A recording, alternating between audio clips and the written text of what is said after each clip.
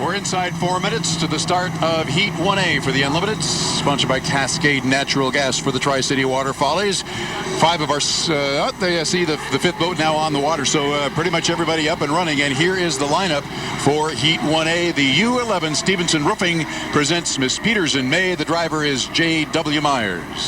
The U57 Formula Boats.com, driven by 2003 Columbia Cup winner Mark Evans. Yep, and his brother Mitch, who is also a Columbia Cup winner, is right down below us. He is the communicator for Mark Evans. The 88 boat, the Degree Men, J. Michael Kelly, the driver. And yesterday's top qualifier on Friday, the U96 Spirit of Qatar with Dave Villwock, although we were hearing some concerns about the boat, but he's up out on the water now. He's out there running, and the U100 fills out the field. The Beacon Plumbing, driven by Greg Hopp. Greg doing double duty this weekend because he's driving for Bob Schellhace in the Grand Prix West Racing Association heat, so he had to scramble way down, about 100 yards down the dock, but he is out there as well. You're watching Dave Villwock coming through the west turn as he does his scoring up. Now, a little bit of a different procedure here. The score up means that they have to come across at least once, come across at speed on the start-finish line. Once everybody has done that, they call it checking in. Then they can do their warm-up laps. They do have a place on the race course that's called their score-up buoy that they cannot get to before 1 minute to go. Now we're at 2:22 right now, and you're looking at Dave Villwock slow way down. There's J.W. Myers on the backstretch, and he's going to head up and around the backstretch. But we've got a couple of boats very slow. You're looking at the 88 boat, Degree Men. J.W. Myers on the backstretch, J. Michael Kelly in the Degree Men. And Dave Villwock going to come up beside him. He's still probably 100 yards behind, and you're just about to get into your picture. The U100 Beacon Plumbing with Greg Hopp, everybody going to be slowing down right now. Mike Kelly wants to be in that lane number 1 in the Degree Men.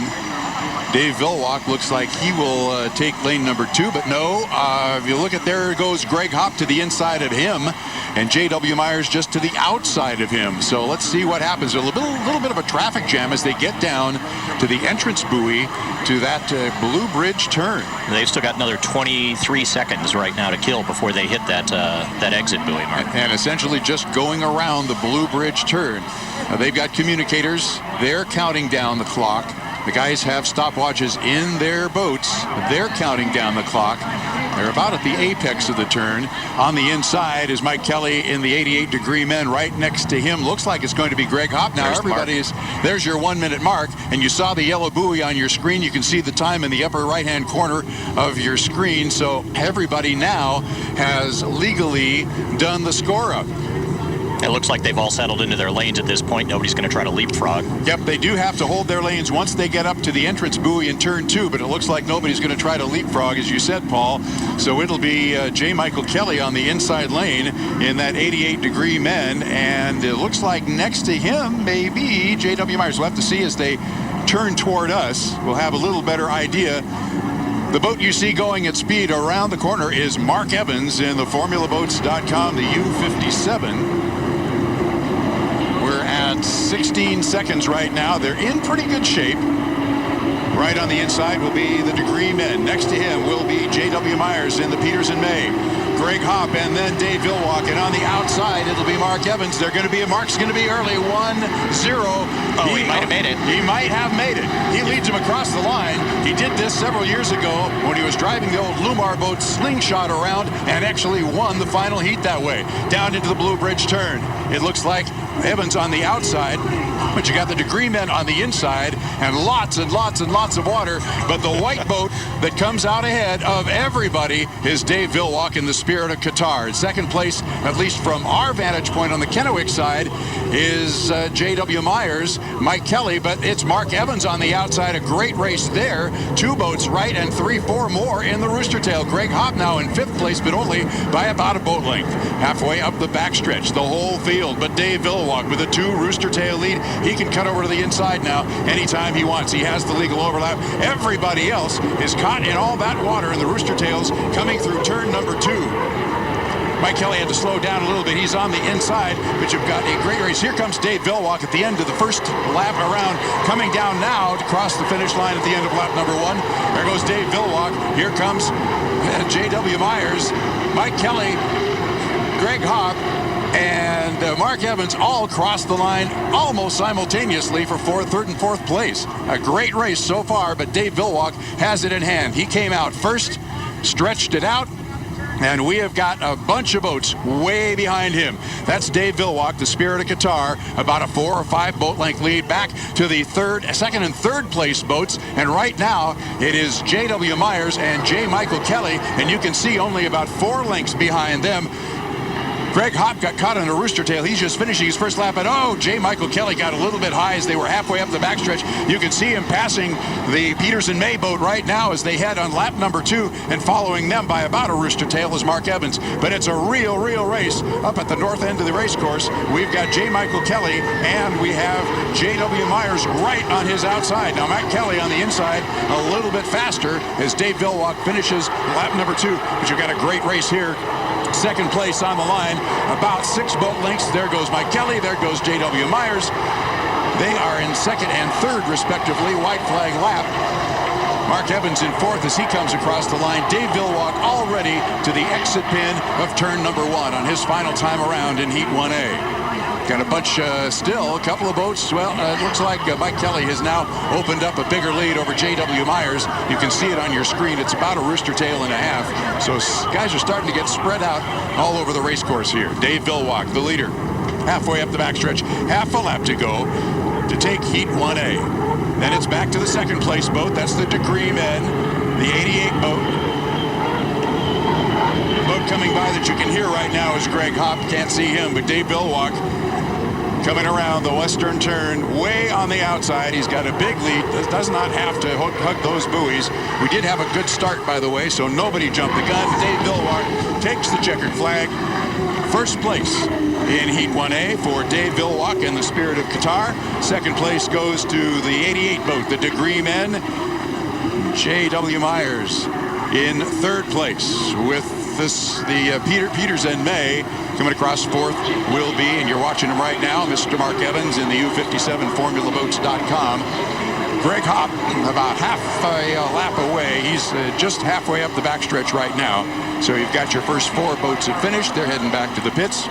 We'll wait till Greg Hopp comes around, but he will be in the 5th position. Well, Mark Evans put a little excitement into that start, nailing it from the outside. He did. He doesn't have the boat speed. Yeah, he just didn't have the boat speed to keep up with everybody. But actually, he really has. He has gotten that down to a patented start for him, flying from the outside. And here comes Greg Hopp to finish 5th.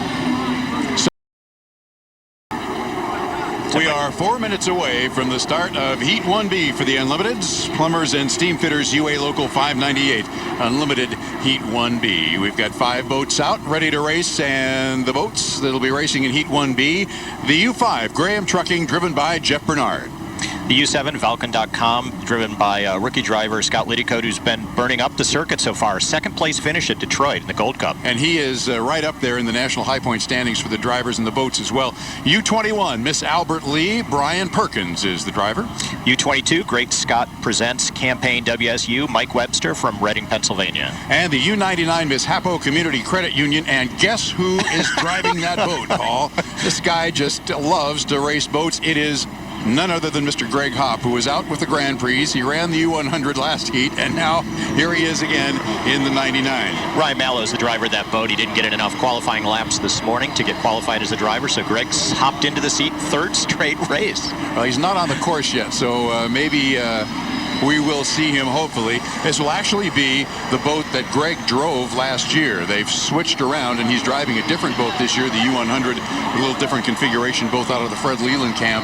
But the boat that Greg would be appearing in this afternoon, and we still don't see him out on the course 2 minutes and 40 seconds before our start, would be the boat that he raced as the U100 all of last year. Don't see Greg yet, so we will continue to keep an eye on him as you're watching Mr. Jeff Bernard come down the front straightaway, and he's joined by his teammate, and that is Scott Liddycote. And you can see the big 7 on the tail of the Falcon.com. They are still only about halfway from the exit buoy of turn 2 to the start-finish line. Ted Porter's team running 3 boats this weekend, the U57, which we saw in the last race, the U5 and the U7. And these two guys running kind of side by side. Up the backstretch, you're watching Mike Webster, and there's Brian Perkins. Brian's got his boat going real slow. As we said, everybody has to check in. They have to run at least one time across the start-finish line at full speed. Everybody has done that. And so now they just have to mark time. They're about 45 seconds away from that score-up buoy. And I think Brian may have put that boat out of, he may have gone down to ground idle. He's got to re-spool. And now Bernard and Liddycoat going to fire up just a little bit. They've got about 30 seconds to kill in order to get now they get to that score-up buoy. Yeah, Brian is really early down to that score-up buoy. It does not look like Greg Hopp is going to make it out. I don't think so. He has to be on the course and running at 1 minute, and they're now at minute 16. They're going to be fine for the score-up.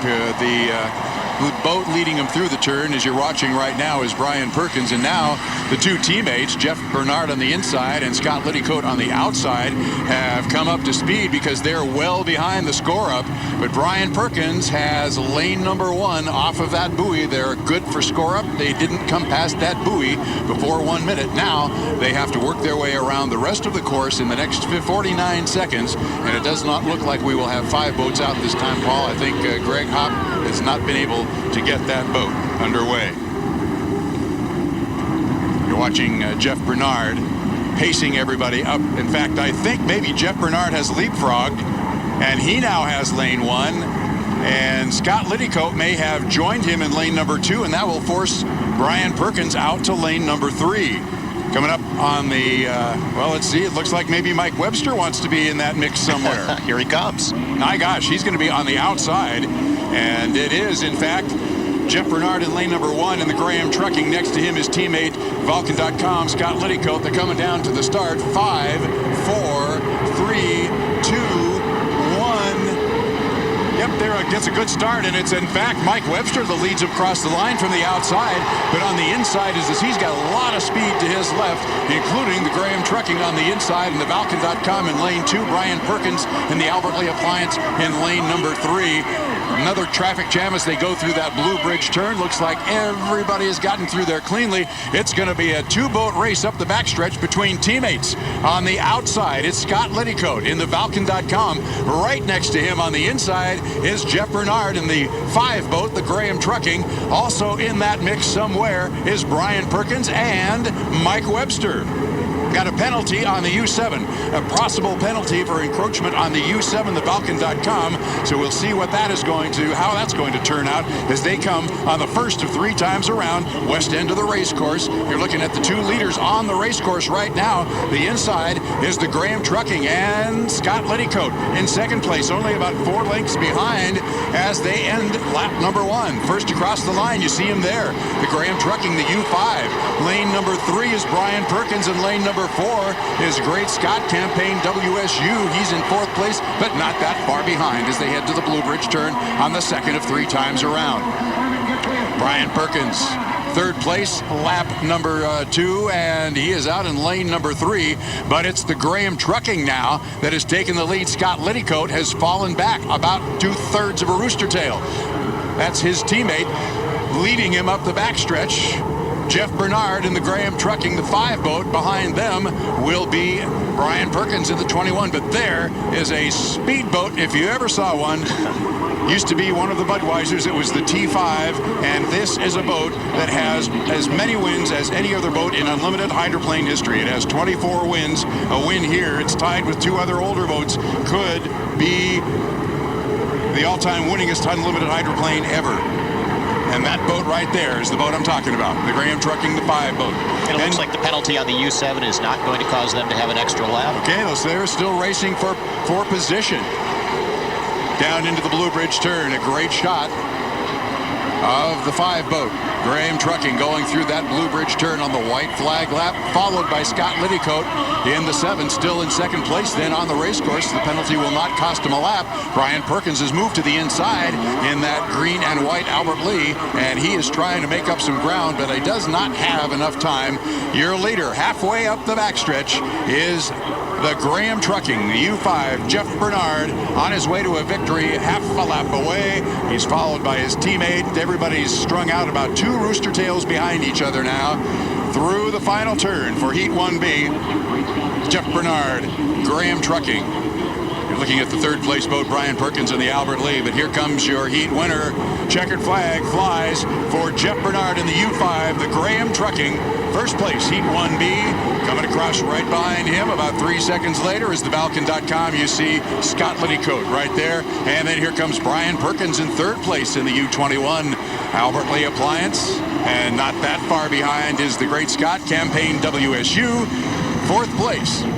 So a nice clean race. Everybody gave everybody else a lot of racing room, and we had a very nice race for about a lap and a half between the teammates, Jeff Bernard and Scott Liddycoat, in the Graham Trucking and the Valken.com. So the order of finish, the number 5 boat, Graham Trucking, driven by Jeff Bernard, a 1st place finish. Scott Liddycoat in the 7 boat, Valken.com, a 2nd place finish.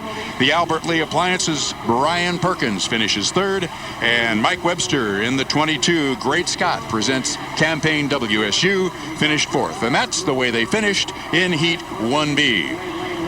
And well, Mark, that was a pretty good race. That was a pretty good race. The U99 did not get out on the course, but we have an update on that for you. Ryan Mallow, who was the scheduled driver, was able to get in his qualifying laps this morning. You need to get 15. We are 4 minutes away from the start of the Western States Insurance Unlimited Heat 1C, and the starting lineup starts with your defending Columbia Cup champion 3 times over and your defending national Unlimited Hydroplane Championship, the U1 Oh Boy Alberto, driven by Steve David. You've got John Zimmerman, who filled in for Steve David in Detroit last weekend after an accident in Madison, driving the U9. Miss, visit tricities.com. U17, Miss Red Dot, Kip Brown is the driver. And the U25, 97 Rock, with Dr. Ken Muscatel. Dr. Ken Muscatel, who is the world's fastest forensic psychologist. And actually had innovative heart surgery not that long ago, too. It's surprising to see him back out here this year. You're looking at Kenny running up the backstretch right now. Everybody has, as we have said in earlier heats, they have checked in by crossing the start line at speed at least one time during the warm-up period. And now you're looking at Kip Brown, who's headed up the backstretch kind of slowly. But here is where the games start to play, because Steve David has parked himself in lane number 1. And he is at 2 minutes and 52 seconds right now. He cannot come to the exit buoy of the Blue Bridge turn before 1 minute. Mark, as you look at that boat, it's kind of hard to believe that only 2 weeks ago it was broken down to its sponsons. Absolutely. They had a big crash in Madison. Spent several weeks going ahead and rebuilding the boat, essentially. It still is lacking a little bit of that familiar Oh Boy Alberto paint, but I tell you what, they have rebuilt the boat, and it was a rocket second fastest qualifier this weekend on Friday. So Steve David is ready to rock and roll. He bruised some ribs. He's got a flak jacket on. He's all taped up, but he is ready to rock and roll in the Oh Boy Alberto. And Steve told me that, you know, he really can't afford not to lose these heats. He's got to go out. Sometimes you would say, well, a boat wants to just get into the final and score a few points, score enough points to get into the final. Steve says no, because we missed a race in Detroit with our primary boat.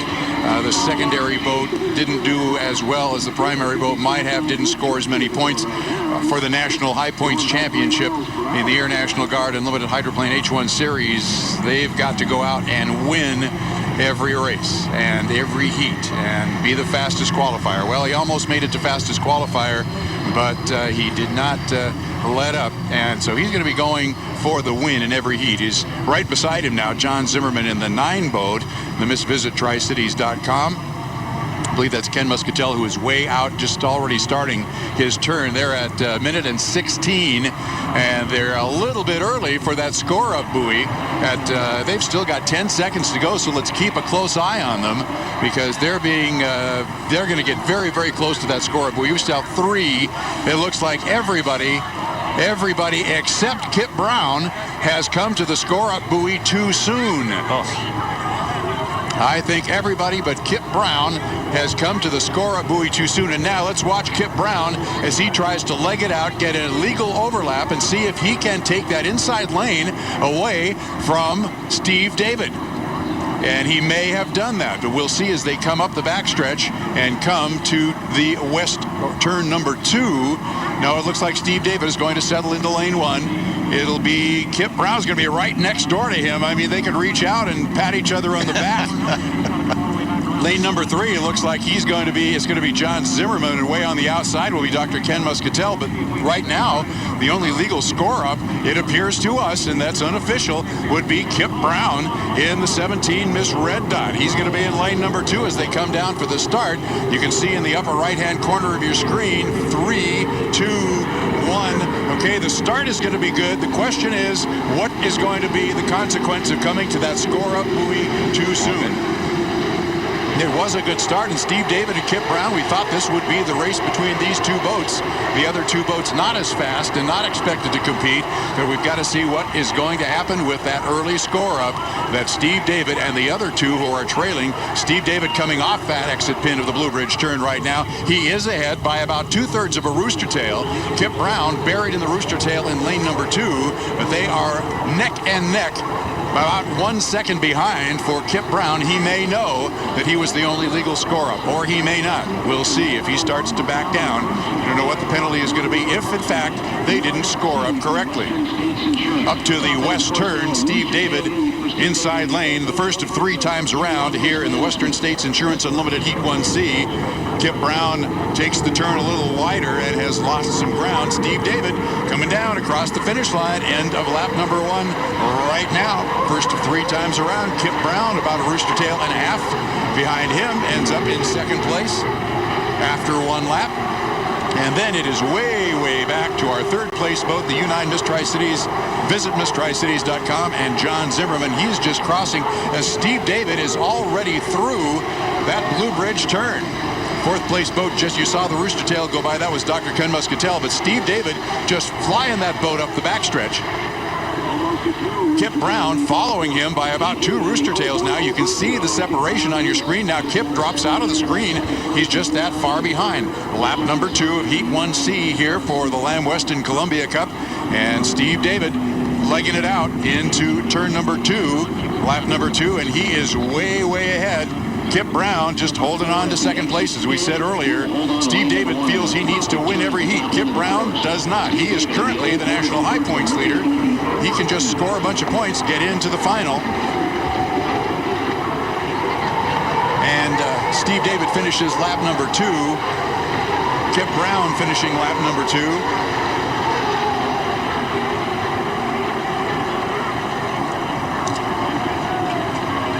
Steve David through the Blue Bridge turn. This is his final time around. He's about almost half a lap ahead of Dr. Ken Muscatel as he comes off the line. But the backstretch is where your race could be. We got a white flag for John Zimmerman and a white flag for Ken Muscatel as we watch here from our position on the barge. And you're looking out at the U-17. You can see the distinctive scoop on top and the red and yellow boat as they come into the final turn and head to the finish line. Okay, now let's take a look at Paul. You and I can see the flags here, and then our cameras cannot. We're looking at Steve David, and they're telling us that Steve David needs another lap, but they are giving him the checkered flag. So we'll have to sort all this out. Steve David comes down to take the checkered flag. The officials on the H1 radio are saying he needs to be having the white flag for another lap around. That would make Kip Brown your winner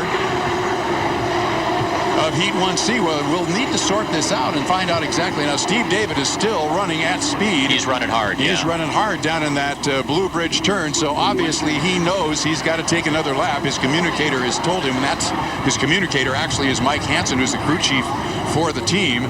So he's been told by the H1 officials that Steve David came to that score up a little too early. That would mean Kip Brown in the U-17 is your winner of Heat 1C. Yep, and that would also mean John Zimmerman in the U9. Miss Visit TriCities.com would be second. 3rd place going to Dr. Ken Muscatel. And Steve David will come around, finish his final lap. He had to go 4, sorry. So Steve was the only one who came up early. Apparently so. He was the only one who came up early. It looked like to me everybody was. Yeah, that is a rare mistake for the veteran. Steve David now with the checkered flag. for 169 points for 4th place. So everybody else is headed back to the pits, and Steve David is as well. So it looks like your finish at this point would be a first place to Kip Brown and the Miss Red Dot, the 17 boat. We expected that to be a great race between Steve David in the Oh Boy Oberto and Kip Brown in the 17. Second place going to the Miss Visit TriCities.com with John Zimmerman, the 9 boat. Third place to Dr. Ken Muscatel, the 97 Rock, the 25 boat. And fourth place to the Oh Boy Oberto and Steve David.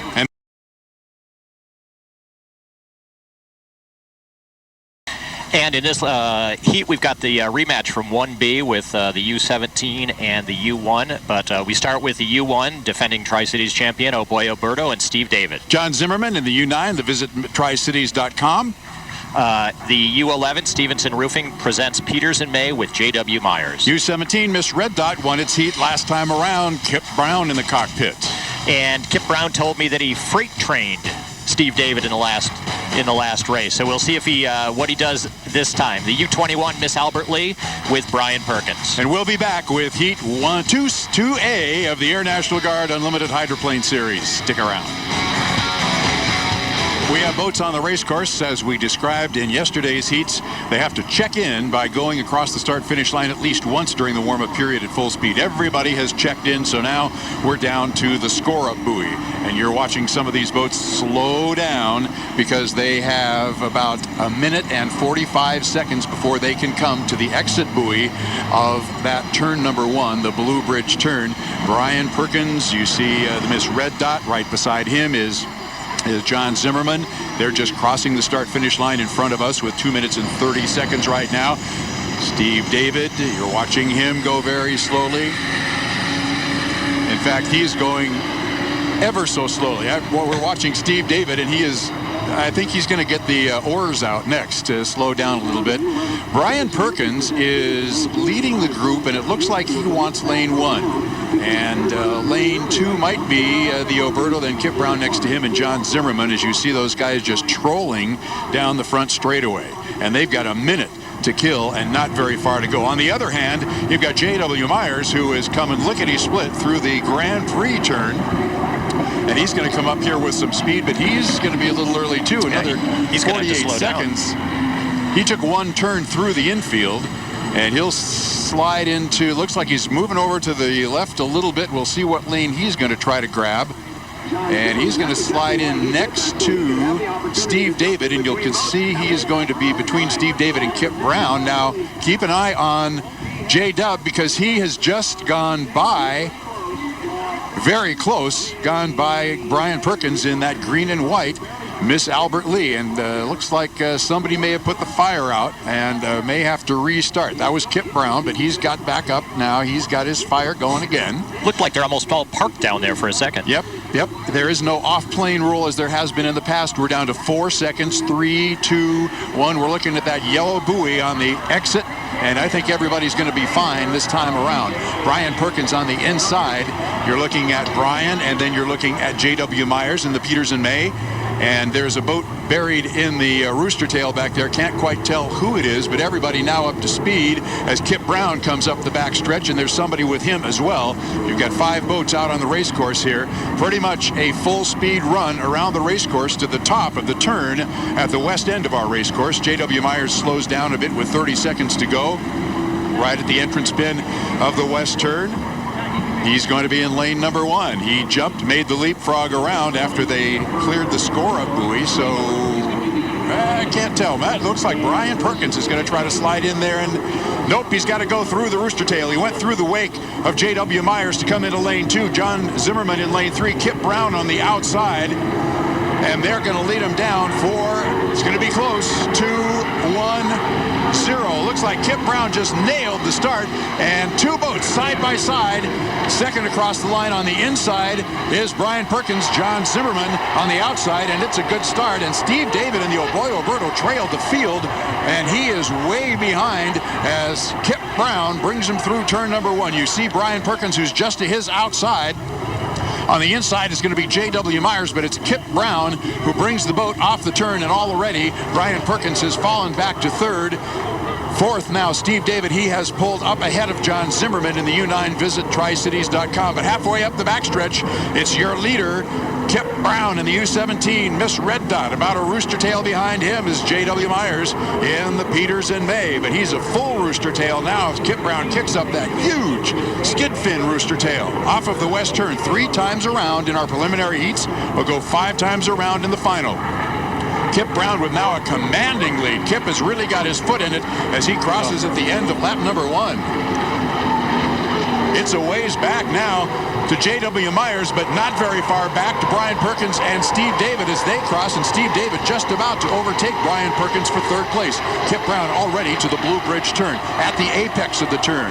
Got 3 boats and a little bit of a traffic jam as they head to the turn, but they're entering the Blue Bridge turn as Kip Brown exits the Blue Bridge turn. And still in 2nd place, it's J.W. Myers in the Miss Peters and May. Just comes off the turn. There's Kip Brown. You can't even see J.W. Myers in your picture. And Steve David has now moved into 2nd place. Yep, he's in 3rd place. He's in 3rd place. J-Dub is in 2nd. And we're watching Steve David kind of misty through the rooster tail. He and Brian Perkins are chasing down J.W. Myers, and Steve David going all out on the outside. Looking at your 1st place boat, Kip Brown and the U17 Miss Red Dot already off the turn, heading down for the white flag to signify the end of lap number 2. Coming around the turn is J.W. Myers, and he has got Steve David right on his hip. You can see him right there on the outside. Steve David chasing him down. At the end of lap number 2, will Steve David overtake him? Not quite. About 5 boat lengths.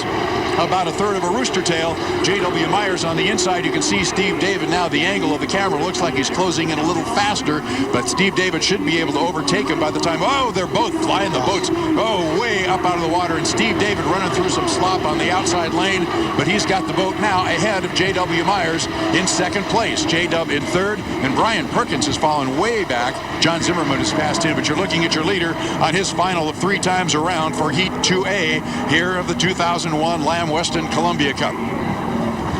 Race in back has started to stretch out as well. Kip Brown at the top of the west turn. In 2nd place, it's Steve David in the Oh Boy Oberto. He's just about to come to the entrance pin of turn number 2. In 2nd place, Kip Brown looks up at the start-finish line judges stand. A big checkered flag flies for Kip Brown as he crosses right there. 1st place, Heat 2A. Here comes Steve David, still walking the boat, flying it pretty loose, but he comes down to take the checkered flag for 2nd place for the Oh Boy Oberto, the U1 defending 3-time Columbia Cup champion. J.W. Myers coming across the line. He bounces the boat up just a little bit as he flew across the start-finish line. And it's a long ways back now to our 4th and 5th place boats. That would be John Zimmerman with the saltwater snorkel on the boat. You can see the air intake extended over the cowling. And Brian Perkins, and we can hear some compression stall with Brian as the boat goes by. He was slowing down, but the boat obviously not performing. Brian really was right up there in the mix, Paul, for the first lap or so, and then all of a sudden fell back. Still running at speed, but he got passed by pretty much everybody else. Yeah, and I was a little early on the call on Steve David moving into 2nd place, but he did on the next lap, and you were predicting put up 300 points. Yeah, that's my job now. Great run for Kip Brown in the U17 Red Dot. That'll keep him atop the National High Points Championship ladder, and it'll make him 2 for 2 on the day. Yeah, Kip has had some good draws. He's had some good luck, and I'm not sure exactly what happened with Steve David because he was way off at the start. No, he was right in the right place, it looked like, on the score-up buoy with 60 seconds to go, but by the time they came around to the start-finish line, he was a good 5-6 seconds off the other boats going across the line. Yep, so it looks like, at least the unofficial, and I maybe we should explain why it's unofficial. These boats, every one of them, no matter whether they win or they place 5th, and every one of them has a black box, has to go through tech because they have 2 parameters they can't exceed. One is fuel flow, and the one is the speed of the output shaft of that turbine engine. They are limited on that, and they've got a black box that gets read out in the tech truck, so we can give you the unofficial version. As they crossed on the water, we didn't hear about any penalties. The Miss Red Dot, the 17 boat, with Kip Brown in 1st place, Steve David and the Oh Boy Oberto in 2nd. The Miss Peters and May in J.W. We've got boats on the water for Heat 2B, American Family Insurance Unlimited Heat 2B, and the Air National Guard Unlimited Hydroplane Series for 2011. Here is the starting lineup. Remember, we're going 5 boats, and 4 boats, and the 5 here are a couple of teammates, Paul. The U5 Graham Trucking and Jeff Bernard. And Jeff will be in the orange and white boat, followed by his teammate, U7, Scott Liddycoat. He's in the black boat, the Falcon.com.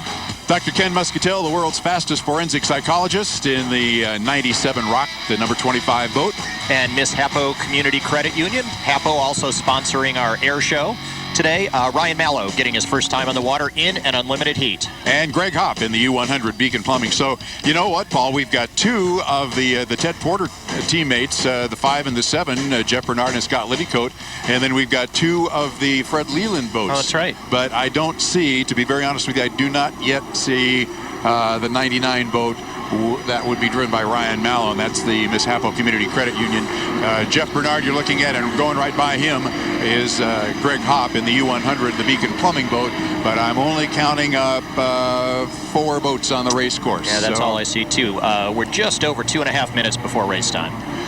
Right here in front of us at the start-finish line, the 2 guys, teammates. This is exactly the way they started out the last heat in which they competed, side by side. On the inside, the orange and red boat.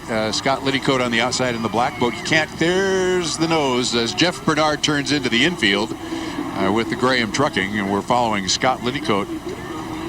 Can't believe he is going to try to scrub off an entire minute and 8 seconds before he gets to that exit buoy to the Blue Bridge turn. Remember, they've got to check in by going at speed across the start-finish line. We're still waiting for one more boat, and that's Dr. Ken Muscatel to come through across the start-finish line. He's coming down the front straightaway right now. You're watching Greg Hopp, and following him, Jeff Bernard, cutting through the infield with 48 seconds to go before that score-up time, which is 1 minute at the exit buoy to the Blue Bridge turn.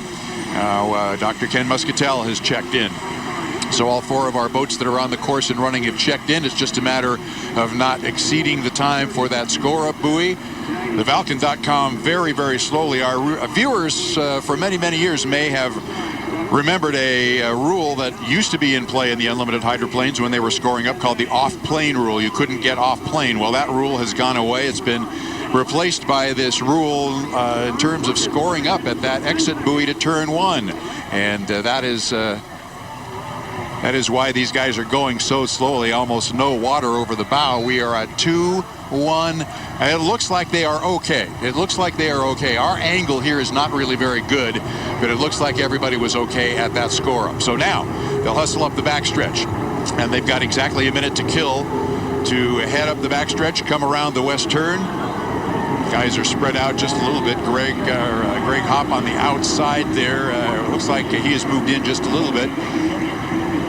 Falcon boat on the inside, the 7. Jeff Bernard at the top of the turn in the 5 Graham Trucking. And now Bernard has slid into lane number 1, and Scott Liddycoat goes around him to lane number 2. Greg Hopp is going to be in lane number 3. He's trailing back just a little bit. You just saw him swing around that turn. And they are at 13. You can see it on the upper right-hand corner of your screen. 10 seconds to go. They're in pretty good shape. About another 2 seconds. They kick up the rooster tails. Here they come at 4, 3, 2, 1. This is going to be a good start. Everybody's about a second behind the line. Greg Hopp leads him across the line. He's way on the outside. The Graham Trucking and the Falcon crossed exactly at the same time. They were a little bit behind Greg Hopp, and the Hopper's got the foot in it out in lane number 3. He's going to be the first one to turn left. We'll watch the spray as they go through the turn and off the turn. It looks like Greg Hopp and that lane number 3 lost some ground, and so it's Jeff Bernard. And right beside him is the Falcon.com and his teammate Scott Liddycoat. And Jeff is just about a rooster tail. No, about a boat. Oh, he gets up on the left side of the boat. He's about 2 boat lengths behind Scott Liddycoat. Lap number 1, Greg Hopp is in 3rd place, of a full rooster tail behind the 2 leaders, but they are neck and neck as they come to the apex of turn number 2, right there at the west end of the race course. And side by side, they're at about 145 miles an hour right now. In the next 10 seconds, they will both be hitting almost 200. Scott Liddycoat gets the boat light, so does Jeff Bernard, and it's Liddycoat by 2 boat lengths at the end end of lap number 1. Liddycoat on the outside by 2 boat lengths. At the end of lap number 1, oh, Jeff Bernard is flying that boat, and so is Scott Liddycoat. Jeff is completely out of the water, the whole boat out of the water on the inside as they go at 200 miles an hour right now at the entrance buoy to the Blue Bridge turn. Jeff Bernard has the shorter way around the course. But you look at, maybe that's just one boat. No, it is 2 boats. Right there, Scott Liddycoat beside him once again. A great race for first and second in Heat 2B. Scott Liddycoat on the outside, Jeff Bernard on the inside. 1 boat length separating the both of them, and both of them are flying the boat up the backstretch. 200 miles an hour once again as they come to the entrance buoy to the west turn here on the Columbia River in our Lamb Weston Columbia Cup course. Right next to each other, Scott Liddycoat on the outside, Jeff Bernard on the inside, and they both took a big leap out of the water that time too. They are running these boats on the ragged edge. 1 more lap to go. Liddycoat leads at the end of lap number 2 by less than a boat length. Wow. Less than a boat length for the white flag, and they are on lap number 3 of 3 times around. Let's keep an eye on them because these guys are letting it all hang out. Liddycoat is going to be the first one to turn left, but he's in the outside lane of these 2 boats. He was leading Jeff Bernard as they came to the entrance buoy to the Blue Bridge turn. You watch him pop out again. Liddycoat took it a little wider, but he kept the boat speed up. Now Jeff Bernard about a boat length behind. They are deck to deck as they come up the backstretch. Half a lap to go to see who is going to win Heat 2B. Jeff Bernard and Scott Liddycoat, 2 teammates. Up the backstretch, neck and neck. It's going to be a drag race off of that exit buoy. Jeff Bernard has the inside lane. No, we've said it before, but that's important. It's important to note he has the shorter way around the course. Scott Liddycoat giving him a lot of room to race. Now he comes down a little bit faster through the turn for Scott Liddycoat, and it'll be Scott Liddycoat in the U7Falcon.com, followed by Jeff Bernard in the Graham Trekking number 5 boat. What a great race. Now we still have a couple of boats on the course. Greg Hopp through the upper turn right now, and he will come down to get the checkered flag and finish 3rd. Greg Hopp in the U100, the Beacon Plumbing 100 boat, and he will finish 3rd place. Slowing down, he doesn't need to race down to the end of the straightaway. Another boat on the course now at the upper end of the race course, Dr. Ken Muscatel in the U25 97 Rock. And he will come down to take the checkered flag as well. What a barn burner of a race. You are not going to see a better race than that. You know, interestingly, last year, Jeff Bernard drove the U7, which is the boat that Scott Liddycoat just ran past him to victory. They switched boat numbers. Jeff got his choice. He switched to that boat, the U5 this year. Scott outran him. Wow. Well, maybe Jeff's going to rethink his decision. But that was a great race, and I'll tell you what. The U22 Great Scott presents Campaign WSU. Mike Webster, the driver out of Reading, Pennsylvania. And we've got Mark Evans back in the U57formulaboats.com. You know, Bianca Bonancini has been taking some laps in that boat. Talked to her this morning. She's going to take some more laps in Seattle, try to get qualified as a driver. But today, Mark Evans. 88 Degree Men, J. Michael Kelly. A beautiful new boat for the Shoemaker Racing team, and it's a little bit different design, much lower profile. You heard Chip Hanauer earlier talking about they've lowered the driver in the center of gravity, and they're still dialing the boat in, but it is already proved that it can be a very, very fast boat. And talk about fast boats. Oh, what can you say about the U96 Spirit of Qatar and Dave Villwock? Winningest driver of all time, 7-time Columbia Cup champion, and it's the fastest boat on the circuit. It's that simple. And he is out on the backstretch right now as the boats are doing their check-in procedure. The 88 Degree Men, that's the rooster tail you just saw in front of the camera as we watch Dave Villwock go up the backstretch. He's checked in at speed across the start-finish line. 2 more boats heading out of the pit area. And that is the 88 Degree Men. You know, one of the things I talked to Jay Michael about this morning was with that cockpit sitting lower in the boat, does it do anything to your sight lines? And he said, you don't have great sight lines in a hydroplane anyways. Does cut down a little on the peripheral vision, but generally, he said, it's not that different. I would think as you look at the cockpit and then the 2 sponsons, you look at maybe one of these other boats in a minute or 2, you will see that his head is just up above the top deck of that sponson. So, yeah, I imagine it could cut down his peripheral vision. Yeah, you can tell when you look at Mike Webster in the U22 boat the difference. Yeah, The great Scott presents Campaign WSU. Scott Carson from Boeing, a retired president of the Boeing Airplane Company, got involved with unlimited hydroplane racing in a big way. We talked about that with the Miss Wahoo recreation, and he teamed up with the guys from Reading, Pennsylvania, and Webster Racing, and that's why the boat is called Great Scott, and they've got a presenting sponsor with WSU. And next year they're going to, next week in Seattle, they're going to be testing the biofuel mix in the U-22, and that is a project that Scott Carson is heading up.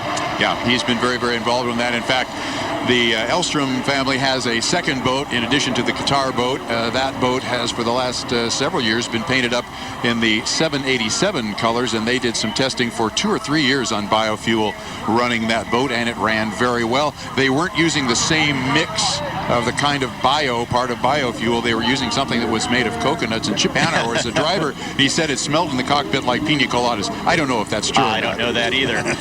It's actually camelina oil is what they call it, but it does have that smell. So the Degree Man, the 88 boat, at 2 minutes and 50 seconds, has parked himself. J. Michael Kelly in lane number 1, and he's trolling now slowly down toward that score-up buoy, and he's got a lot of time to kill. Everybody else going up the backstretch. Mark Evans on the outside. You see Dave Villwalk there on the inside. Plenty of time here. We still have 2.5 minutes. If anybody has a shot at Villwalk with boat speed, it's the 88. Interestingly, they ran the course in Detroit. You know, they do different setups with the gearboxes and the props for each course. The Detroit course is a little longer than this one, 3 miles, but they were running a 2-mile setup. They told me they didn't have time to switch them out. This is their weekend to dial this boat in and get it going. So we might see the full potential for the first time. Yeah, this is a 2.5-mile course. The Detroit River has been a 2.5-mile course, sorry, for a number of years. They lengthened it this year for much the same reason as we went from a 2-mile course here on the Columbia River to 2.5. There's a big hole in the river bottom, and it made for a really dangerous turn. So they lengthened the course in Detroit just as we lengthened the course to get away from that hole where everybody was having problems in the turn. You're talking a literal hole. A literal, yeah. I always think it's funny when the boat drivers talk about a hole in the water, but it is as you come up over it. But you're talking about it, it's just too deep. There's an indentation in the bottom, and that sets up a little bit of a hole in the top of the water as well. Huh. So we're watching Mr. N. Mark Evans out of Chelan, Washington, take the 57 boat, formulaboats.com, down the front straightaway. They're about 18 now, 17 you can see on your screen, 14 seconds. They are going to be in good shape for the score-up. They've got about 10 seconds left to go, and they're going to start spooling the boats back up to speed now. 4, 3, you can see it on the screen. They're in good shape. Everybody scored up pretty well. J. Michael Kelly was the first one to come past that buoy, but he was on time. Everybody else was well behind him. As they head up the backstretch, we'll see if Mike Kelly is going to try to slide over and take lane number 1 away. Now, they can continue to change lanes here if they have a legal overlap until they get to the entrance buoy of turn number 2. And whether Mike Kelly has done that or not successfully, I believe he does, because you can see Dave Villwalk sliding over into lane number 3. Next to him, looks like it's one of the red boats, and I can't tell exactly who it is, but the Degree Men and J. Michael Kelly leading the field through the turn as they come down with 19 seconds to go. Apex of turn number 2. Mark Evans going to do his let's slingshot around the crowd. He tried this yesterday, ended up leading him across the line. Here we go. 5 seconds to go. It's going to be a close start once again. Mark Evans is going to lead him across. Absolutely nailed the start. Maybe a second behind, but everybody is good. It should be a good start. And Mark Evans leads him down the front straightaway. Lots of racing room between all 4 boats. Mark Evans is out in front, going to be leading him. First boat to turn left. Dave Villwalk in lane number 2 was the second boat to turn left. Right next to him is J. Michael Kelly as they're through the turn, but Kelly has already fallen off. Now he's going to pick up. Dave slid out just a little bit, so he picked up a little bit of ground, and Kelly gets the right sponson up a little bit as he's coming up the backstretch. He's chasing Dave Villwalk about 4 or 5 boat lengths behind. Mike Webster trailing the field in 4th. Your third place boat is the 57, formulaboats.com, and now Dave Villwalk starts to spread the boat out. His lead is growing as he's going to give J. Michael Kelly lots of racing room. Dave has the field covered with speed. He doesn't need to pinch Mike down any, and he's given him 2 or 3 lanes to race in. Your leader at the end of lap number 1, 96 boat, the Spirit of Qatar, and Dave Villwock. Second place, the U88, the 88-degree men. Nice little race here for third and fourth as Dave Villwock gets the boat up just a little bit. Third and fourth. Right now, third place is Mark Evans in the 57. Inside of him is Mike Webster in the 22. Great Scott presents WSU Campaign. But as we look out along the backstretch, already off the turn, is Dave Villwock in the Spirit of Qatar. J. Michael Kelly follows him in second place. Still got a dandy little race back there for third and fourth as the two lead boats start to spread out now. Right there next to each other. You can see them side by side. Mike Webster. On the outside is Mark Evans. Webster and Evans sponson to sponson here on lap number 2. They're having a nice little time. It's always fun, and Mark likes to get out and race somebody. And they'll race anything. He and his brother Mitch have raced snowmobiles and outboards and motorcycles. You name it. If it goes fast, they'd like to race it. Race against each other or anybody else who wants to race.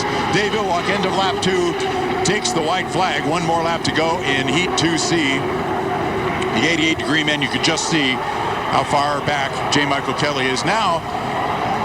The Great Scott presents Campaign WSU. Mike Webster has taken a lead for third place over the 57 boat. There you see Mike Webster. Well, now there you see Mark Evans as he tries to close up on this last time around. But Dave Villwock way, way, way out in front in the Spirit of Qatar, running easily. It's a long ways, about a third of a backstretch back to the 88-degree men, and then another third of a backstretch back to Mike Webster. It's all strung out here on the race course. There's Mike Webster, your third place boat. Mark Evans still trying to track him down, but I don't think he's going to be able to catch him unless something goes wrong in Mike's boat. Dave Villwock off the final turn, third lap around, comes down to take the checkered flag. Here's your winner of Heat 2C of the Lamb Weston Columbia Cup, Dave Villwock in the Spirit of Qatar. Both they spent a lot of time working on back in Evansville, Indiana.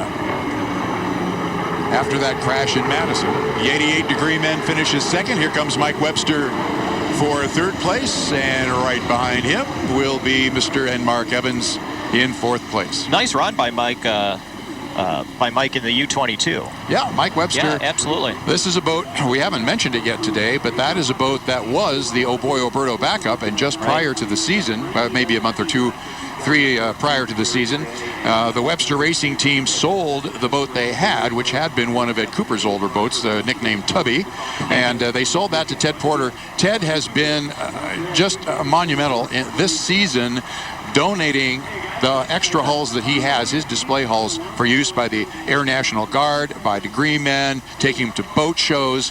He has really done a tremendous job on behalf of the Air National Guard Unlimited Hydroplane Series with those boats. And so Mike has what used to be the backup of Boy Oberto until just about 3 years ago. Yeah, you mentioned Tubby. When I asked Mike today what the difference was, how he was feeling this year versus last year, he said about 1,000 pounds lighter. Yeah, that's true. Tubby was a piston engine boat. Here are your unofficial results. And first place, Dave Villwock and the 96 boat, the Spirit of Qatar. Second place to J. Michael Kelly and the 88-degree men. Third place to Mike Webster. The Great Scott presents Campaign WSU, and FormulaBoats.com in fourth place with Mark Evans. And once again, it proves Dave Villwock can win from just about any position on the race course. And we are ready with Patrick Nolan down in the Tom Denchel Ford pit cam with the winning driver. Patrick. All right, guys, I'm with Dave Villwock. Dave, you make it look easy. How did it go out there? You start from the outside, but then you move in on J. Michael and take the lead. Yeah, we just tried to make a good start, and got some good boat speed and managed to get up front. What do you kind of do when you get that far in front? Do you let off at all, or you just trying to keep all the parts together? You see, we broke a wing, and so we got some work to do. And we've got Heat 3A coming up. Starting lineup, no boats on the course yet. We're still a little over 7.5 minutes away from the start. It'll be a couple of minutes before the boats get out. The U1, Oh Boy Oberto, Steve David, believe it or not, in a little bit of a precarious situation to get into the final. He has got to have a great heat in Heat 3A, Paul. Yeah, and actually none of the boats in this final have won a heat race, so he's got a good shot here, as I guess he does every time he's on the water. U9, John Zimmerman, Visit Tri-Cities. Great Scott presents Campaign WSU, the 22 boat, Mike Webster, the driver. And the 88-degree men with J. Michael Kelly. The 100 boat, Beacon Plumbing, Greg Hopp in his boat. That's a new ride for him. One of Fred Leland's actually older boats, but a new ride for him for this year. Different boat. They switched boats out in that camp. We will be back with Heat 3A, the Plumbers and Steamfitters UA Local 598, Unlimited Heat 3A from the Air National Guard Unlimited Hydroplane Series. You're watching the Lamb Weston Cup on SWX. We have 5 unlimited hydroplanes on the race course and ready to go for the Plumbers and Steamfitters UA Local 598 Unlimited Heat 3A. The Lamb Weston Columbia Cup, part of the Air National Guard Unlimited Hydroplane Series. Boats checking in by crossing the start-finish line at speed. 3 of them have done that already. Greg Hopp just coming out on the racetrack, and you can see him. He is the boat that looks a little more yellow. He's on the outside of the U9 John Zimmerman's boat, the MissVisitTriCities.com. Greg has to come across the start-finish line to check in as well, and once we get that taken care of, it's just a matter of getting to the score-up buoy at 1 minute. And you've seen them crawling all along. And you're watching the 88-degree men crawl up the backstretch. He's right about the midway point of the backstretch right there, J. Michael Kelly. About half a lap around the course on the other side. You'll see a rooster tail come through in just a second, and that would be the U9 MissVisitTriCities.com. Another one coming through, and that'll be Greg Hopp in the Beacon Plumbing, the 100 boat. And if you're just joining us, the story right now is Steve David right there. You see him in the U1. Oh boy, Oberto. A couple of uncharacteristic mistakes. He finds himself in the unusual position of he's got to win this race even to have a chance to get into the finals. Yep, and he might need a little help from some of the other guys in Heats 3B and 3C in order to make the final. And that would be very, very odd for the Oberto folks and the Miss Madison team. The Oberto sponsor, the boat is Miss Madison out of Madison, Indiana. And they are the 3-time defending Columbia Cup champion. Currently the defending national championship driver and boat team. The U1, that's why they carry the U1 designation. There's J. Michael Kelly in the degree men. And Mark, I will tell you, Billy and Jane Schumacher, who own the 88 degree, Jane called me a hydro geek, so I guess I have to accept the title. There you go. You're one of the group now. Yeah, gosh darn it, I was trying hard to avoid that. Well, we still have boats all over the race course. I think the boat you're looking at right now, a little hard for us to see. There's Steve David and the Oh Boy Oberto Greg Hopp. I know that's the U9, that's John Zimmerman. They're just coming across the start-finish line. Last couple of years that boat, the U9, has only run a couple of races, usually Seattle and Tri-Cities. This year they added in Detroit, filling in for the U1. You're looking at J. Michael Kelly just barely moving. He's clearly off plane. Now this may be one area, Paul, where you look at the lower center of gravity, how they've lowered the cockpit in that boat. The other guys at least are a little bit higher, and when the water starts to come up over the front, over the canard, and up over the cockpit, they may have a little more of a sight advantage than he does sitting so low in the boat. Yeah, I would think so. Works. We're 27 seconds away. You can see in the upper corner of your clock there, the yellow exit buoy to the Blue Bridge turn is where they cannot be until 1 minute. So they've got a little time to scrub off everybody collecting down in the Blue Bridge turn now. Kelly's going to have the inside. It looks like Steve David wants the lane number 2, and somebody got down so slow they put the fire out, and I think that was John Zimmerman in the number 9 boat. But everybody else now right at 1 minute. I think they were pretty good. Close. Pretty good, but close. We'll see, listen to the officials' radio and see how they call that. Steve David, he is just outside of J. Michael Kelly, and there you see Mike coming up on the inside, and they tell us the score-up was legal, was good. So everybody now, as John Zimmerman comes past that buoy, he is scored up as well. He's going to have a quick run up the backstretch to catch everybody else. Mike Kelly leads the field down. Steve David slows down a little bit. You can see Mike Webster on the outside coming up a little faster, along with Greg Hopp. John Zimmerman running very quickly up the backstretch. So they start to spread it out with 17 seconds to go. Heat 3A, 2011 Columbia Cup. J. Michael Kelly, he'll be right tight to the buoy line. In lane number 2 will be Steve David and the Oh Boy Oberto. They're going to be a little bit early. They've got 4-3 down to 2-1. Steve David nails the start. Mike Webster right behind him. On the inside of those boats is J. Michael Kelly. Kelly flies the boat, gets it way up out of the water. But the first boat to turn left is going to be Steve David and the Oh Boy Oberto. He is in lane number 2. You can see Kelly is going to be right next to him when they come off that turn. There he is, about 6 boat lengths behind as Steve David passes the yellow buoy, the exit to the Blue Bridge turn first. And it's J. Michael Kelly in the 88 Degree Men second. Close to him, behind him, by about 1 rooster tail, is Mike Webster in the 22 Great Scott Presents Campaign WSU. But everybody is chasing Steve David and the Oh Boy Oberto. Quickly, all the way up the backstretch, into the western turn. Steve David looking for 400 points and some help from some other guys to make it into the final this afternoon. Mike Kelly very close, right down the buoy line.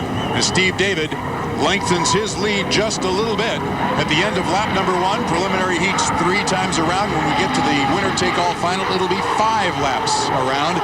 Mike Kelly is not going to let him go. He's got plenty of racing room.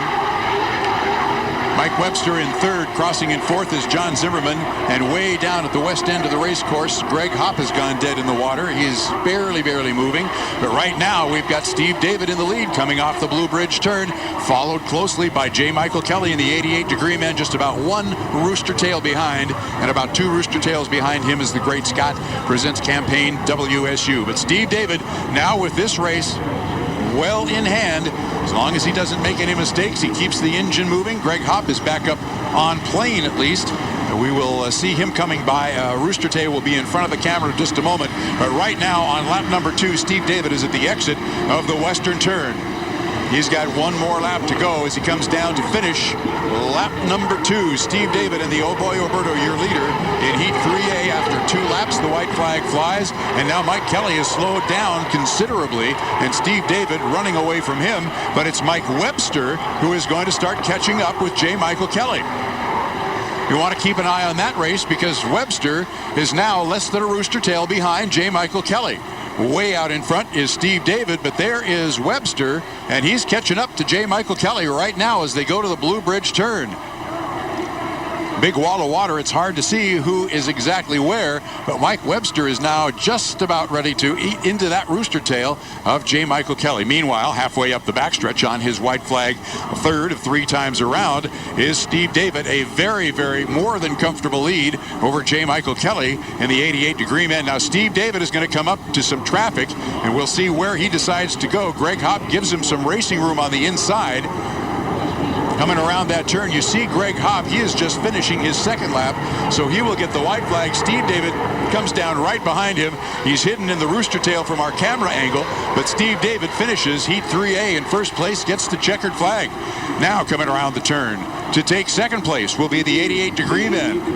That is J. Michael Kelly. A good run for Mike, and another good run for Mike, and that would be Mike Webster in the 22 boat. Great Scott Presents WSU Campaign. He'll take 3rd, 4th place. We'll go to John Zimmerman in the U9 Miss Visit TriCities.com. Greg Hopp up and running. He's halfway up the backstretch right now, so he has half a lap to go to complete his run and finish in 5th place. I think Steve David just wanted to make the comeback that much more impressive, but he gets the win there. Yep, and that is a valuable 400 points. We'll see if that will get him into the final. Yeah, as you said, Mark, he's going to need quite a bit of help in some of the other races. It's going to be kind of problematic. Here comes Greg Hopp. You see Greg sits higher up than any of the drivers in the other boats. This is a boat that Fred Leland built in 1997, and originally the air intake was in the nose of the boat, and the air flowed underneath the driver, and so the seat had to be much higher. They've changed that because the dustbuster effect did not work at all. The idea, I'm really not sure what the idea was, but when the boat gets up on plane, there's a lot of water that comes over the front of the boat, and they thought maybe, I guess, that would keep the water out. It didn't. The engines were flooded with water, so they went back to the more conventional air intake that you see there. And with the winds and the dust here in the Tri-Cities, I'm not sure something called the Dustbuster is going to work real well. Speaking of the winds, it picked up for a little bit. It's calmed down again. Water is still great. Yeah. Water is still great. Let's take a look at the unofficial results. We say unofficial again because the boats all have to go through tech at the end of each heat. Oh boy, Roberto in first place. Steve David, a valuable 400 points. Let's see if it gets him into the final. U9, visit tricities.com. John Zimmerman in fourth. Down to the second place boat. That's Degree Men. The 88 Degree Men, J. Michael Kelly, third place. A nice run for Mike Webster in the Great Scott Presents Campaign WSU. John Zimmerman in fourth. And bringing up the rear, not sure what kind of trouble Greg had out there, but Greg Hopp finishes fifth in the 100 boat, the Beacon Plumbing. So there are your unofficial results. And in just a moment, we're going to go down to the Tom Denchel Ford pit cam with Patrick Nolan. He is trying to grab the... But here's the lineup. The U-17, the Miss Red Dot, driven by Kip Brown, and boy, have they had a great weekend so far, a great season so far, Paul. Yeah, looking to make it 3 for 3 today, this weekend on heat wins. The U-21, that would be the U-17 with their third win. The U-21 Miss Albert Lea with Brian Perkins. U-97, the U-25, the 97 Rock, Dr. Ken Muscatel in the cockpit. And the U-57 FormulaBoats.com with Mark Evans. And we hope to see the U-99 Miss Hapo Community Credit Union, Ryan Mallow, one of the drivers moving up from the Grand Prix West Racing Association. And we hope to see him out here in his maroon and black with some gold stripes boat. It's a beautiful boat. And we hope to get Ryan out here with some actual racing experience in the Unlimiteds. Yeah, and Mark, I just want to give some props to Steve David before we go to break. You know, he's had a tough weekend, but he is such a gentleman. He'll still come up and talk to our cameras whether he wins or loses. When he wins, he seems to give credit to his crew. And when he doesn't win, he seems to take it on himself, as he did again today. And you got to appreciate that. So, Steve, thank you. Big wave of the hat here for Steve David. Okay, we will be back with racing. We're about 6 minutes and 15 seconds away from the start. That means the boats will be out on the course momentarily. You're watching the 2011 Lamb Weston Columbia Cup on KNDO, KNDU, and SWX. We've got Brian Perkins in the number 21 boat, the Albert Lea Appliance. And the guy who's had a pretty good weekend so far, Mr. Kip Brown in the Red Dot, the number 17 boat, as we watch Brian go by that huge buoy. You know, if you're watching these boats on camera, or you're watching them on your TV, you're watching them here on the race course on the shore, you don't get nearly the idea how big these boats are until you're down in the pits and you're standing next to one of them. They are enormous, and when they go by one of these buoys and they're dwarfed by the buoys, you can tell that those entrance and exit pin big yellow buoys are even bigger. They're probably 10, 12 feet tall. The boats are not very tall, but it's deceptive about how big they actually are. To give you an idea, the U-17 is 29 feet 10 inches in length and 14 feet 6 inches wide, but more importantly, 6,750 pounds. These things are beasts. Yep, they are big and they are powerful, and these turbine engines propel them at 200 miles an hour. We're ready to go racing in Heat 3B, Cascade Natural Gas Unlimited Heat 3B. Brian Perkins likes lane number 1. Doesn't look like we're going to get the 99 out there, unfortunately. Ryan Mallow will be a did not start in the 99 Hapo Community Credit Union boat.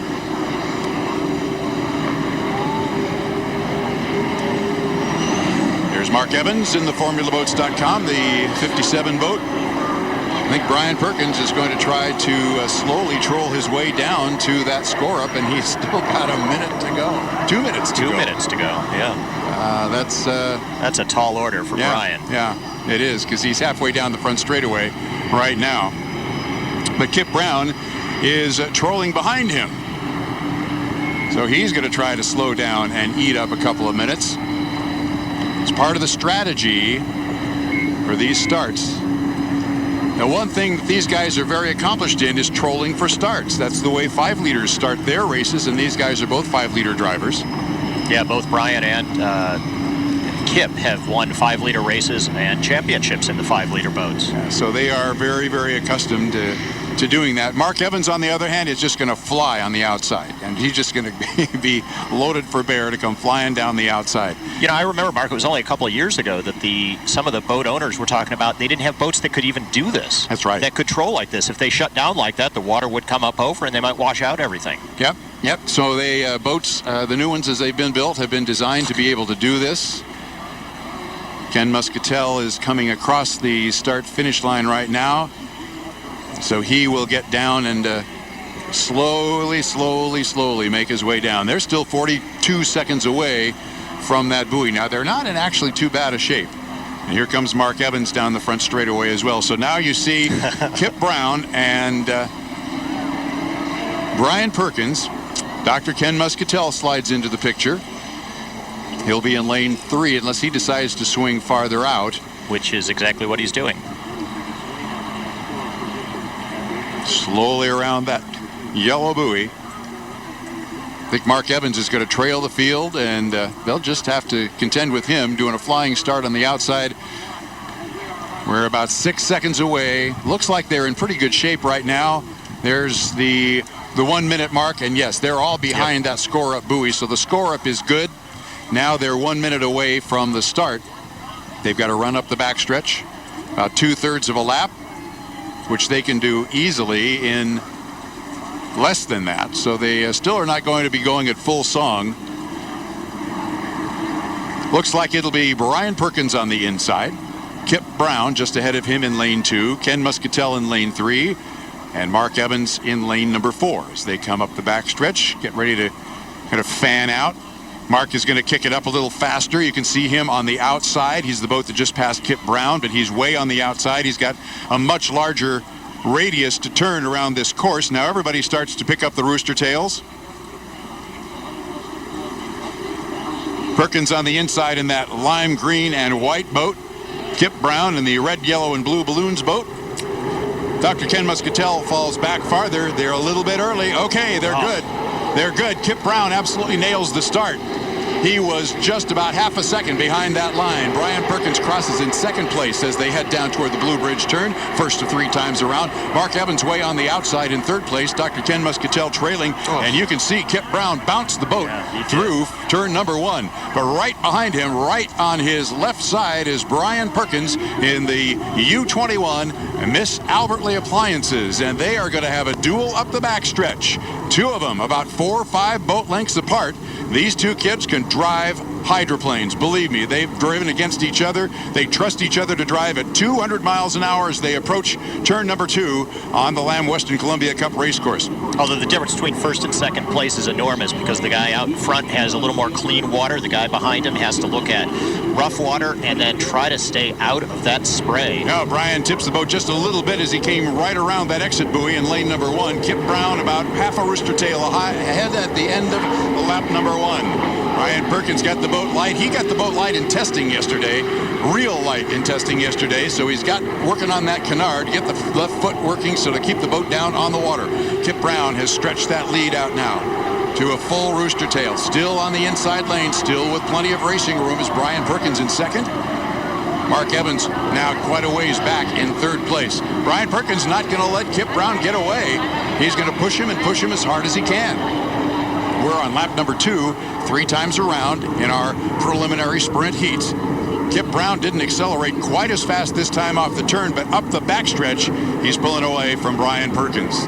There's Mark Evans. It's long ways back, about half the backstretch back to Mark Evans in third place. Here's your leader, Kip Brown, top of the turn on the west end of the race course. Brian Perkins still on the inside. Lots of good racing room. But Brian's not having to deal with a lot of funky water. He's still in clean water.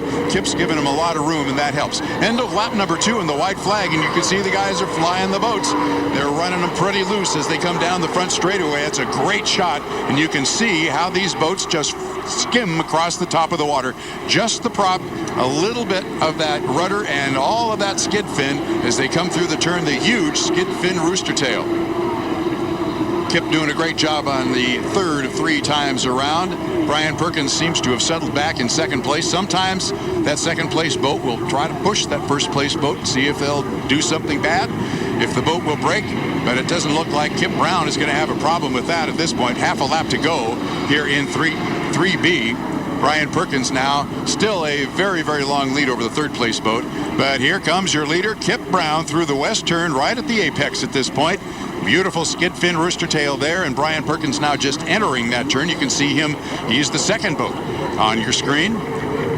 Checkered flag coming up for Kip Brown. Another 400 points for your current national high point leader, Kip Brown, and the number 17 boat, the red dot, and there's second place. And that goes to Brian Perkins in the 21 boat, the Albert Lee. And it's a long ways back to Mark Evans. He's just coming off of that western turn. And Mr. Evans will bring the boat down for a third place finish here in Heat 3B.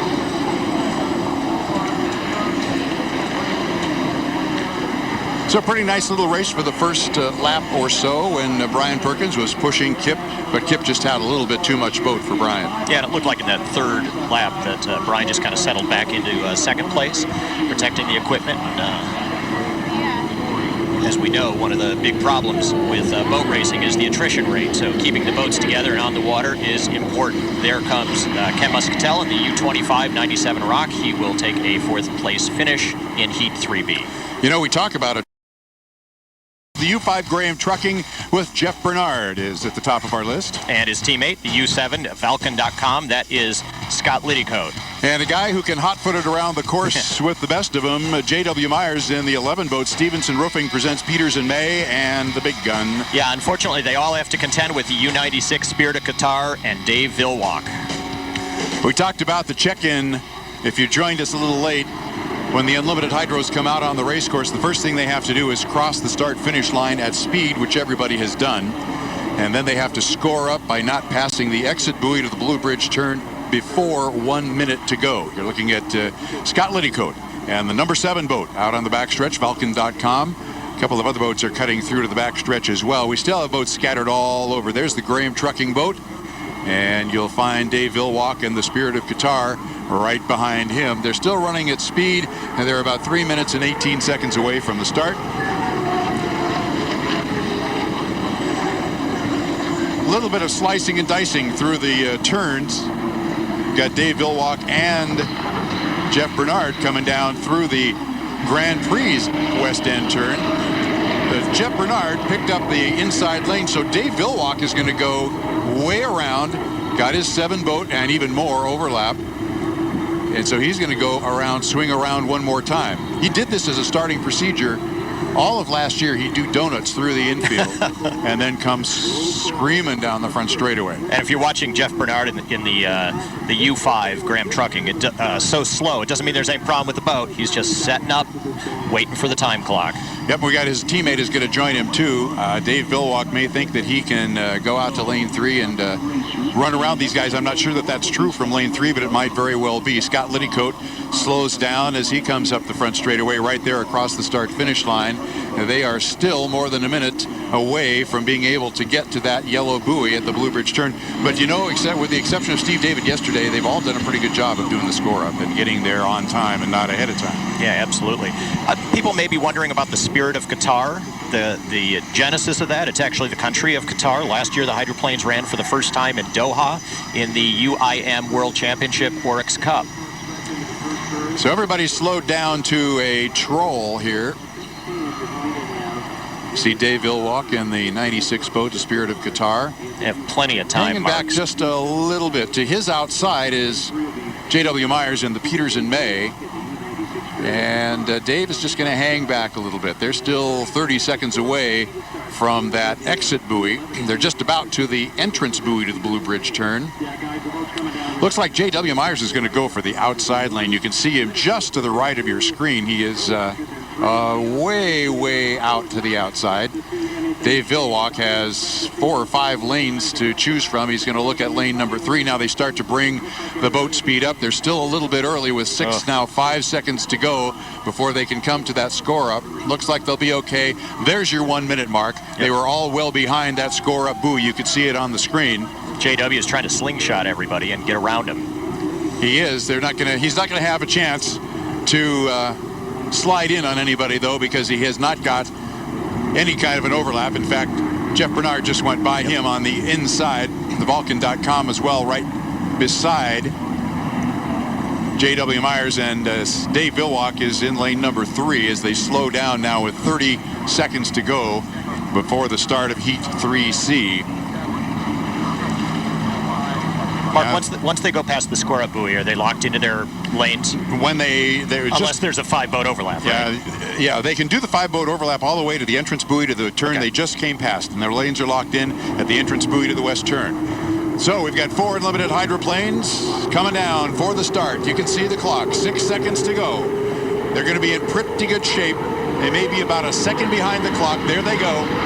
And it's Scott Liddycoat leads him across in lane number 2. His teammate Jeff Bernard to the left in lane 1 and Dave Villwock in lane 3. And J.W. Myers tightened up the lanes.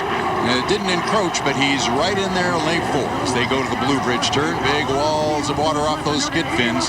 2,000 gallons of water coming off the skid fins. And it's Jeff Bernard and Dave Villwock who pokes their nose out first. And Dave Villwock starts to leg it out. We'll see as they come about a third of the way up the backstretch now. Dave Villwock with about a 6-boat lead. It was a good start. Everybody about a second behind.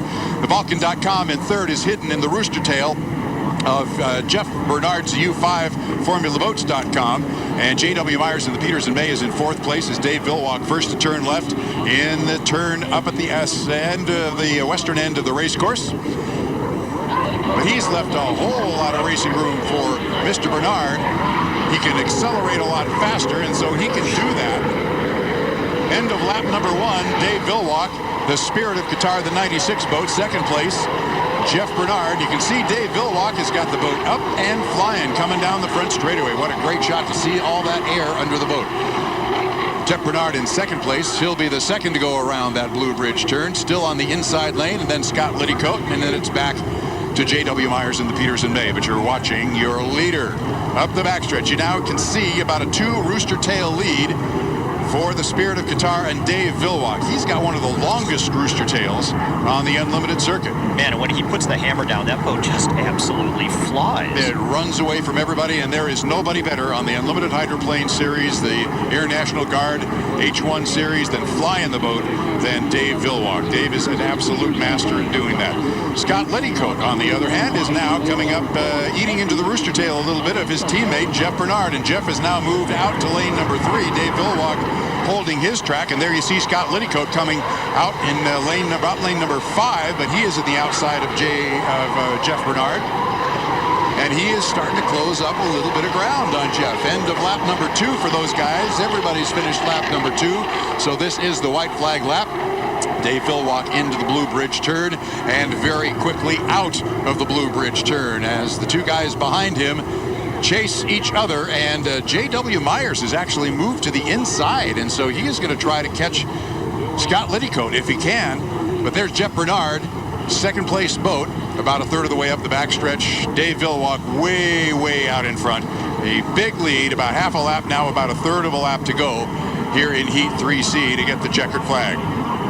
Looks like they're going to kind of stretch out a little bit and keep this formation.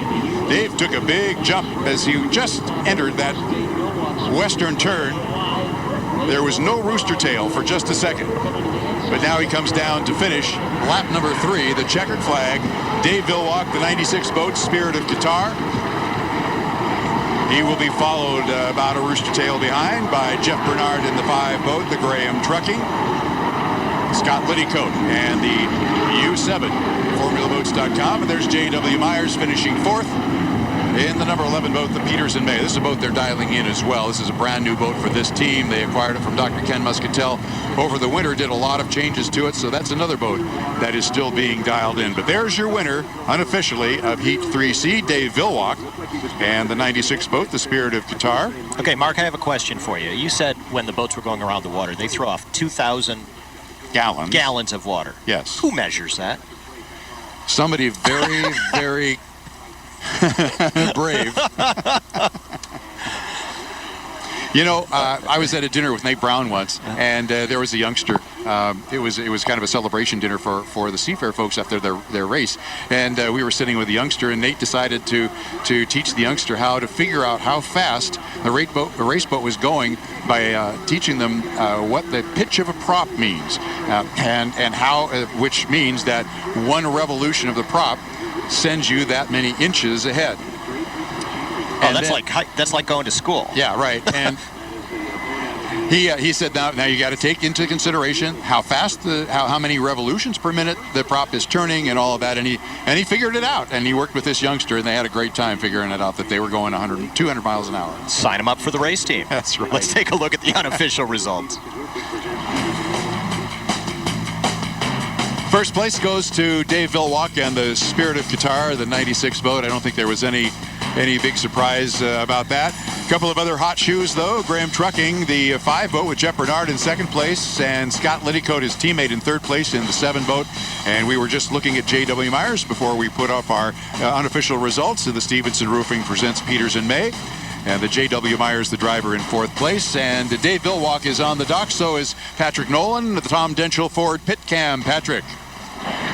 Dave, another win in Heat 3C. You got the perfect 400 points again. Did you learn anything new from this one? Yeah, we got the boat running good on the outside, so the boat's running great. So we'll just go back, try to keep everything in one piece, and get ready for the final. You did have some fast boats. The 5 and the 7 have been running well this weekend, but you made it look easy again coming from the outside. Yeah, well, we got a lot loaded in here for the outside deal, so they can fight for that inside all they want. So that's kind of part of the strategy this weekend, is to take that outside and run from there. Well, set it up for where you want to run.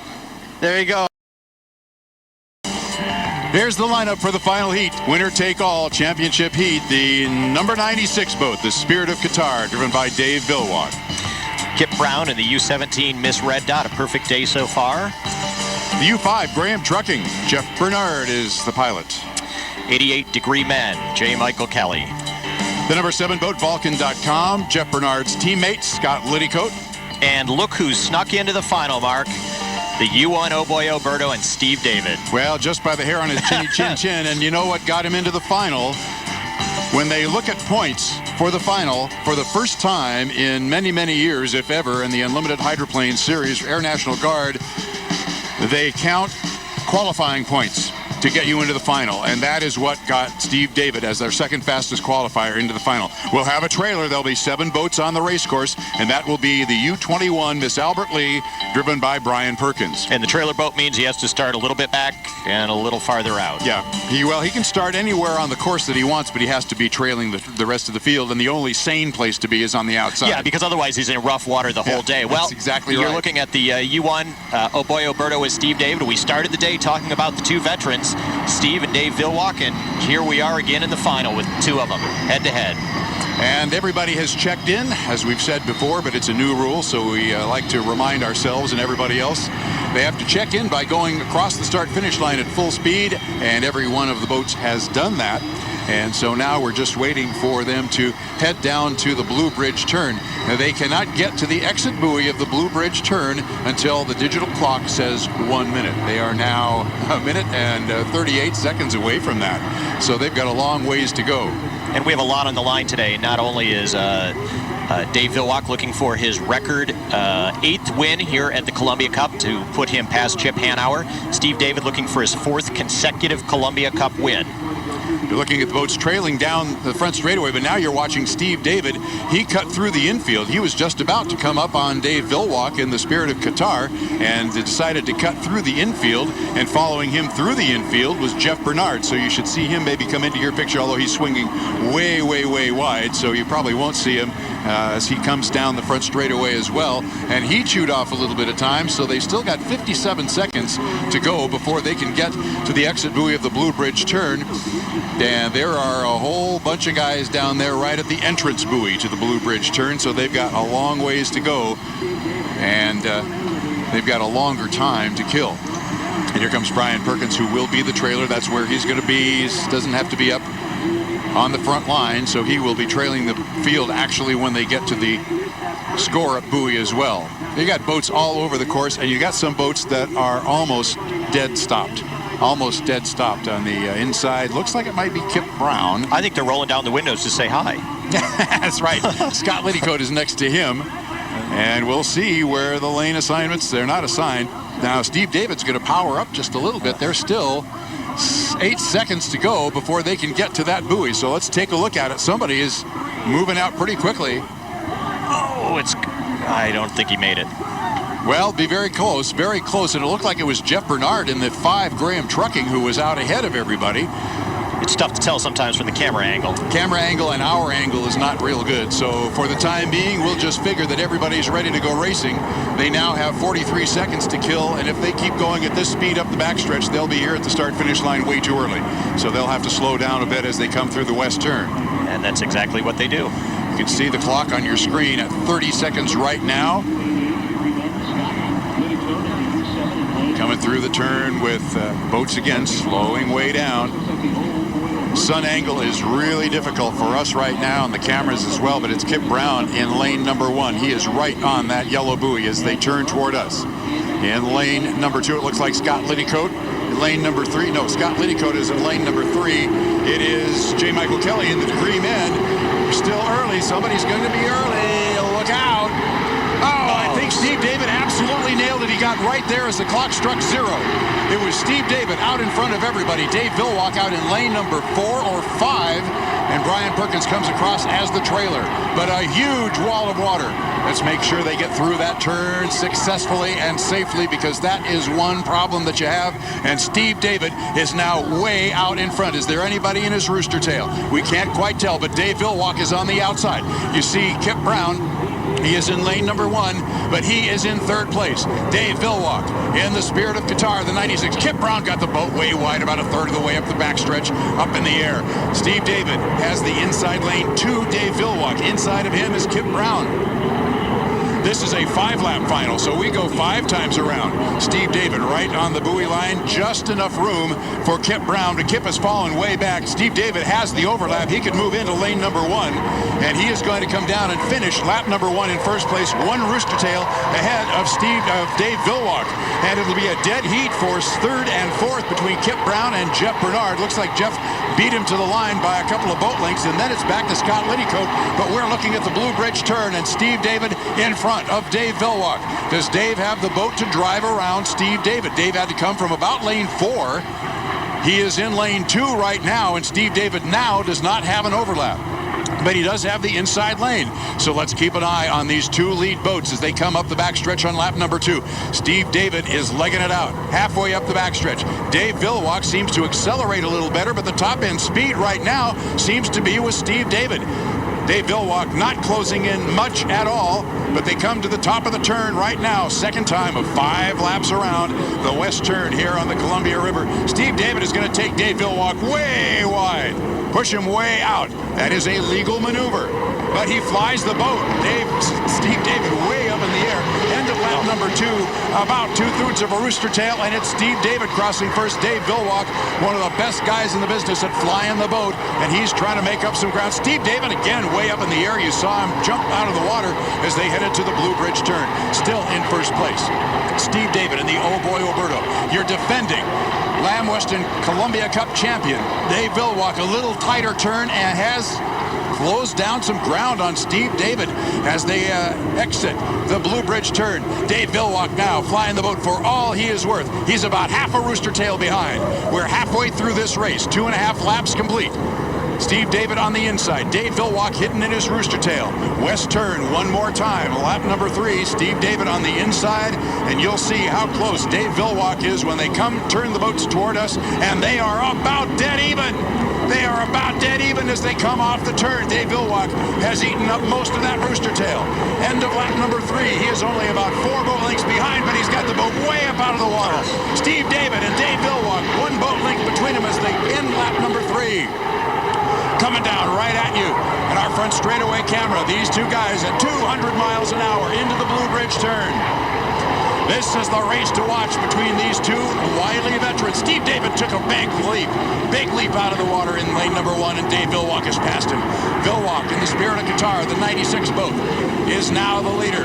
Steve David had to back way down because he took a big jump out of the water, and he is now trailing by a rooster tail. That cost him a lot. We're on lap number 4. And Dave Villwock now just scoots up the backstretch. I think Steve David had that rough water. He had to deal with it. The boat came unhooked a little bit, and that just cost him about a rooster tail, and Dave Villwock took the lead. Coming up the backstretch is a great race for 3rd and 4th place as Dave Villwock comes off the turn, and he now leads Steve David in the Oh Boy Oberto by a couple of rooster tails. But you've got a great race coming through the turn right now, the west end turn, end of lap 4. And we have a white flag for Dave Villwock. Your race for 4th and 5th. A great little race as they come off the turn. Here's Kip Brown coming down to complete his 4th lap.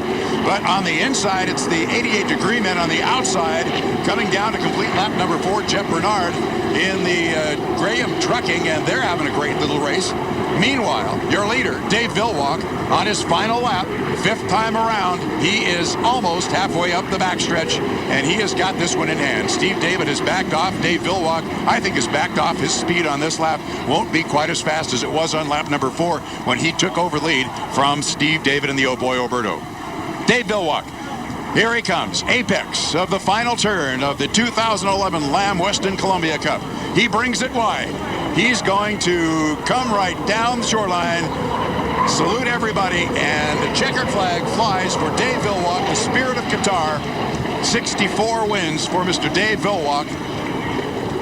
24 wins for this unlimited haul. It now ties for the most unlimited wins of any unlimited hydroplane in history. He's got a couple of other boats, including the Graham Trucking U5. Steve David in second. Kip Brown crosses in 3rd place.